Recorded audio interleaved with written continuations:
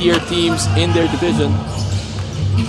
Mike Mabulak, one-hander, gets it to go. First basket para sa Binyan. Alanes drives high off the glass and in. Valenzuela City on the board. Lastimosa on the right side. Shot clock winding down. Bonifacio forcing his way in. Bounce pass. Threading the needle. And the recipient of that was Carlo Was flowing through Carlos Lastimosa. Olegario off balance. Gets it anyway. Really looking for a shot early. Lastimosa bumit-bit, hangs in the air and ball is loose. Pamboy recovers. Lastimosa jacks up a free. It's good. Nag-iiba yung identity ng ng Binyan kung sino man ipasok nila kasi magkakadikit yung style of play. And again, Lastimosa continues to wax hot in this game na kino-cover or game day na walang player na nagsusuot ng magkaibang sapatos sa ngayon si Mike Mabulak, gano'n naman yung 18-10. Actually ako hindi ko pa na-try yan. Ang hirap niyan kasi ibig sabihin dalawang pares ng sapatos yung kailangan mong bilhin. Parang wala bihira naman may nagbebenta na magkaiba yan. Ngayon, we can see Caballero has just entered the ballgame, but then also Collado, this is another guy that can definitely do some damage. Mabulak, Pamboy, Bonifacio pulls the trigger and scores from the elbow.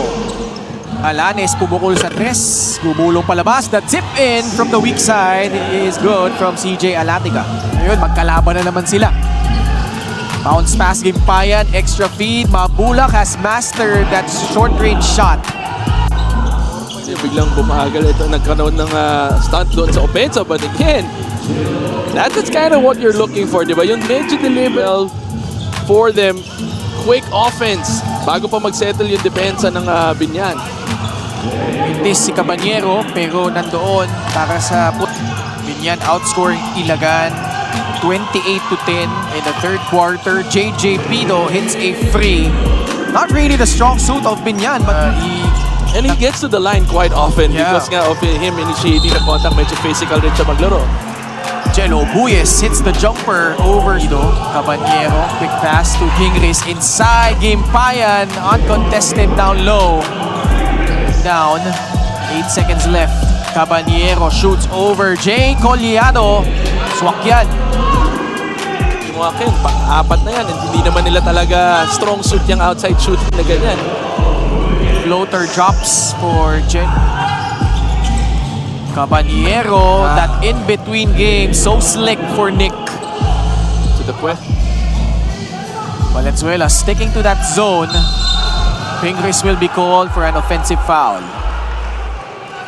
Marquinata said it feels like it was a flop. If there's an extension of the hip or elbow, oh, Buyes just sold that really well. Pingris pumipwesto sa ilalim. Pinasa sa labas, Malyari. And the frees have been falling as well for Binyan. Nila yung nila, zone defense, so it's a lot of they're back to man, but yun lang, ganun kadali. Malyari snaking his way to that. Oh, another fast break. That's 14 now in the ball game. Adlo. Lastimosa in front.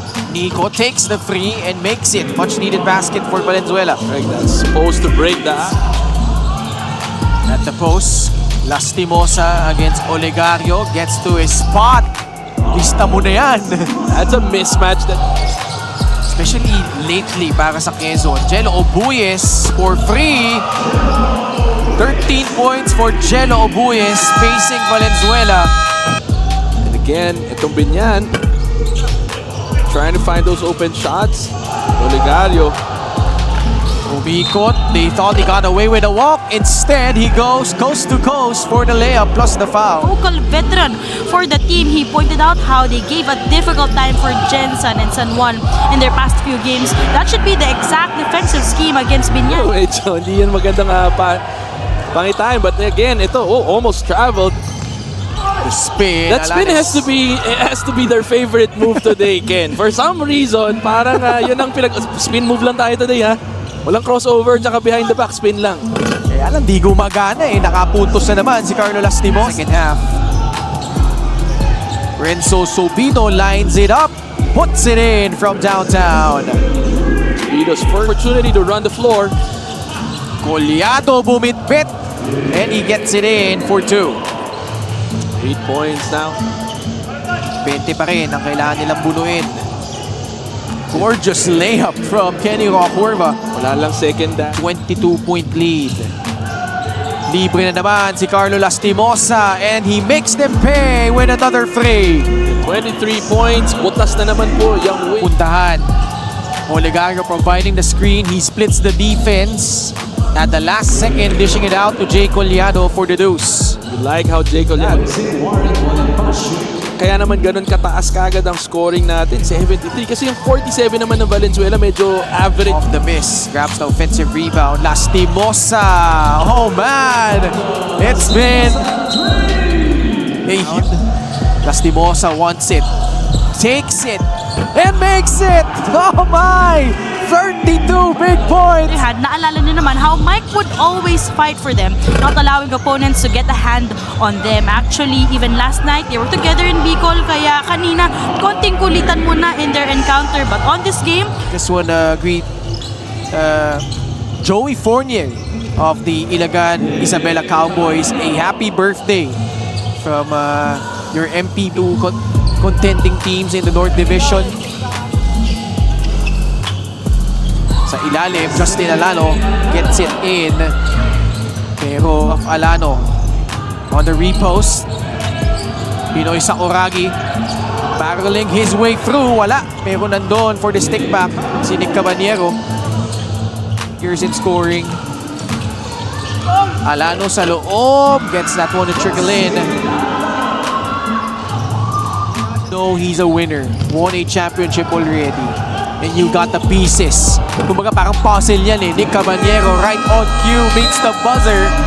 But Malyari, bawing-bawi. Yung For Valenzuela. Paluyot attacks. Pass to Justin Alano. And yung matchup nila ni Mark Pingris kanina pa yan. Mamaradlo. Side step. Will finish over Nick Caballero. No King de Sacramento and Ian Melencio for Valenzuela. So they're a bit short-handed here. Nick Caballero scores a lot of miscues on the side of Valenzuela. No look pass, Pingris. Nahanap pa si Caballero sa kabila. Against Malyari. Mamaradlo sa 3. Yes. That's a good find. Para kay Paluyot. Mamaradlo. Oh, that's a second triple already.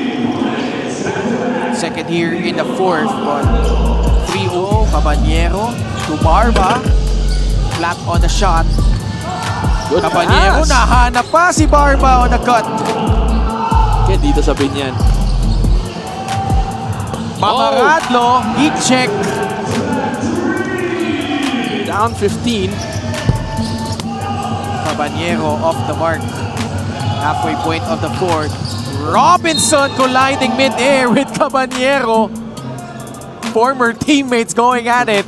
To end the month on July 31, they'll go up against Bulacan.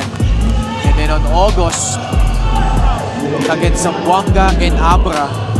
So that's gonna be a big stretch. Iwasan yung play-in eh. Correct. Caballero easily lays it in. 20 points for Nick Caballero. Dami rin nadagdag sa mga roster nila. Waray Ginpayan lays it in. Tsaka yung sistema nag-evolve na rin eh, di ba? Yung And a small game. And Valenzuela, no? And they've shown kung sa San Juan nga lang eh, wins over Maykawayan, Marilao, Pasay, and Quezon City.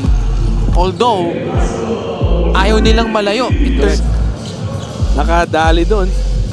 Oo, bumagsak pa tuloy yung Marikina in the team standings now at 11th place. Binyan taking care of business with this wire-to-wire victory over Valenzuela.